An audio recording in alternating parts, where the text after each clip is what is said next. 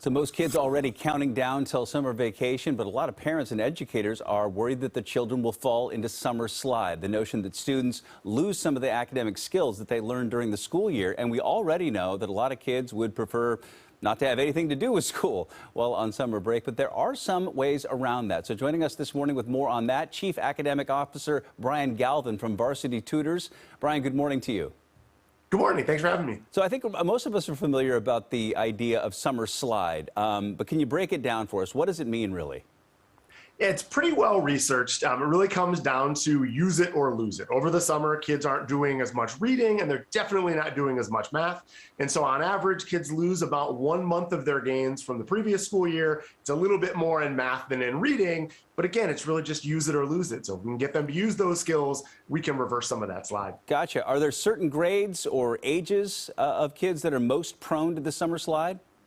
It's more, I would say more effective. It affects more in the younger ages. I think by high school, kids are kind of who they are, and but in the early ages, where kids may just be learning to read and then take an entire summer off, that's when it's the most pronounced. Gotcha. So how can we get our kids' brains working academically, thinking about school-related activities without full-on school in the summertime?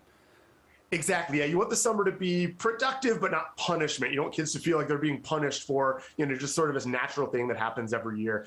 Some of it is just encourage them to read things they like reading. There's all kinds of opportunities to read in the summer, and that's great. Math is a little bit trickier, so you may do things, whether it's, looking at baseball statistics or citizen science projects or any of those kind of things. Anytime you can get them working with numbers. And then you can also have them do sort of enrichment activities that are academic adjacent. One of the things we love at Varsity Tutors is summer camps that involve STEM things. Kids feel like they're just having fun learning about space, dinosaurs, personal finance, but they're also doing a little math along the way as well. So finding interests that they have that they can pursue, think they're having fun, but they're working with reading and numbers. That's really the magic formula.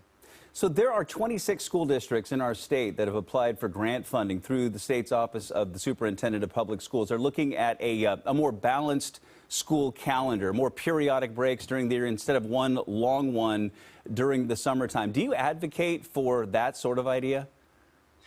Kids definitely need a summer. Kids need some time to recharge, but it is pretty prominent how if you take 2 months off, you regress a lot of those skills. So whether it's, ongoing more breaks, but in less, fewer weeks per break, or it's just making sure kids have, 1 or 2 times a week during the summer check-ins for an hour. It's one of our most popular class series is called Bridging the Gap. You meet once or twice a week and just review the previous school year and preview the next one, just enough that you don't lose all those gains over the summer, but you still get a chance to enjoy the weather once we get there and be a kid. That's sort of the magic formula as well. Absolutely. All right, Brian Galvin, thank you so much. Appreciate your time.